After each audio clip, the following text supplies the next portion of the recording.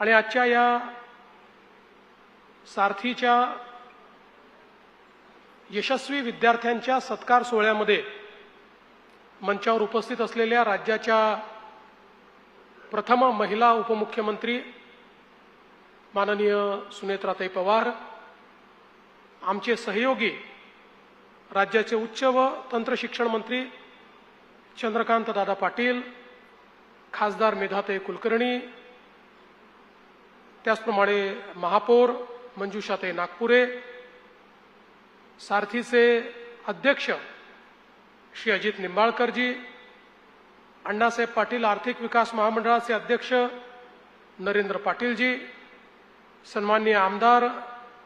भीमराव अण्णा तापकीर, योगेशजी टिळेकर, सुनीलजी कांबळे, हेमंतजी रासने, राहुलजी कुल, बापूसाहेब पठारे, अभिमन्यूजी पवार, विक्रम काकडे, त्याचप्रमाणे नियोजन सचिव श्रीमती शैला, श्रीमती शीतल उगले, श्री मधुकर कोकाटे, श्री उमाकांत दांगट, डॉक्टर नवनाथ पासलकर, श्री महेश पाटील, श्री गजानन पाटील, या ठिकाणी उपस्थित सर्व सारथीचे यशस्वी विद्यार्थी आणि उपस्थित सर्व त्यांचे पालक, भगिनी आणि बंधूंनो, आज अतिशय आनंदाची गोष्ट आहे की सारथीच्या विविध उपक्रमांच्या माध्यमातून ज्या लोकांनी त्याचा उचित लाभ घेऊन आपल्या जीवनामध्ये मेहनत करून वेगवेगळ्या स्पर्धा परीक्षा पास केल्या, वेगवेगळ्या प्रकारचे गुणवत्ता धारण केली, अशा सर्व विद्यार्थ्यांचा सत्कार आपण या ठिकाणी ठेवला। खरं तर या सभागृहामध्ये ज्यांचा सत्कार केला पाहिजे असे जवळपास 800 ते 1000 विद्यार्थी आहेत, पण सगळ्यांचा सत्कार या ठिकाणी मंचावर बोलवून करणं हे शक्य नव्हतं आणि म्हणून प्रातिनिधिक स्वरूपामध्ये आपण काही सत्कार या ठिकाणी केलेले आहेत। ज्यांचा सत्कार झाला त्यांचं तर मी अभिनंदन करतोच, पण ज्यांचा आम्ही करू शकलो नाही त्यांचाही सत्कार झाला असं आपण सर्वांनी समजावं आणि त्यांचंही या ठिकाणी खरं म्हणजे अतिशय मनपूर्वक मी अभिनंदन करतो। आणि सारथीचं संचालक मंडळ असेल, अधिकारी असतील, कर्मचारी असतील, या सगळ्यांचं अतिशय मनापासून या ठिकाणी अभिनंदन करतो। जसं आत्ताच वहिनींनी सांगितलं, सारथीच्या माध्यमातून UPSC मध्ये 140 आणि MPSCतून 1124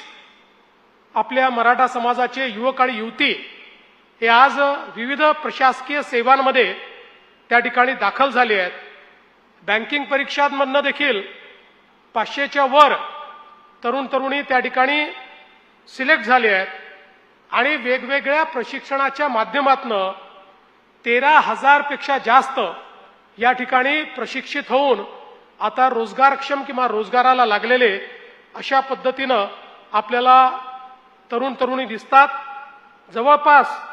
2 लाखापेक्षा जास्त लोकांचं प्रशिक्षण हे सारथीच्या माध्यमातून या ठिकाणी झालेलं आहे। त्यामुळे निश्चितपणे एक मोठं कार्य सारथीने या ठिकाणी केलंय, याबद्दल माझ्या मनामध्ये कुठली शंका नाही। मला आठवतं की 2015-16 साली ज्यावेळी मराठा आरक्षणाच्या संदर्भात मोठ्या प्रमाणात मोर्चे निघाले आणि देशाच्या इतिहासामध्ये एवढे शांत मोर्चे, हजारो लोक ज्या मोर्चांमध्ये सामील आहेत, पण एकही नारा नाही, गडबड नाही, गोंधळ नाही, अतिशय शिस्तीमध्ये छत्रपती शिवरायांच्या प्रतिमेचं वंदन करून या मोर्चांनी एक वेगळीच उंची त्या ठिकाणी गाठली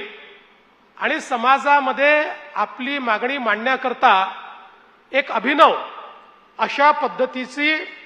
एक व्यवस्था ही आपल्याला दाखवली। आणि त्या मोर्चांना प्रतिसाद देत त्यावेळी मी मुख्यमंत्री होतो, आम्ही सगळ्यांनी निर्णय केला आणि मराठा समाजाच्या आरक्षणाचा कायदा आम्ही त्या ठिकाणी पास केला. पण ज्यावेळी हा कायदा आम्ही पास केला त्यावेळी एक गोष्ट सातत्याने आमच्या मनामध्ये होती,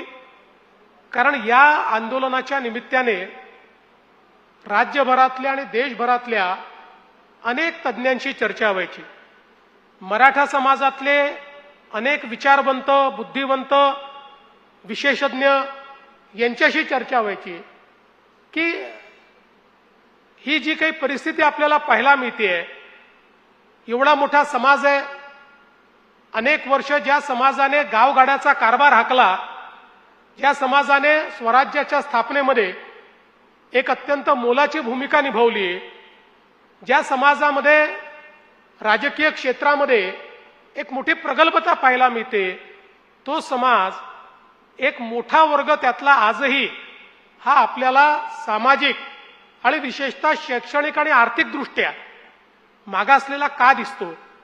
त्या समाजाला आज अशा पद्धतीनं आरक्षण मागण्याची वेळ का येते? या दृष्टीनं खूप लोकांची चर्चा आम्ही केली आणि त्या चर्चेच्या अंती असं लक्षात आलं की हा प्रश्न केवळ एका आरक्षणाने सुटणार नाहीये. आरक्षण तर महत्वाचं आहेच, ती मागणी योग्यच होती, पण त्याच्यासोबत आपल्याला जोपर्यंत सामाजिक आर्थिक परिवर्तनाच्या वेगवेगळ्या योजना आणि सामाजिक आर्थिक परिवर्तनाची वेगवेगळी उपकरणं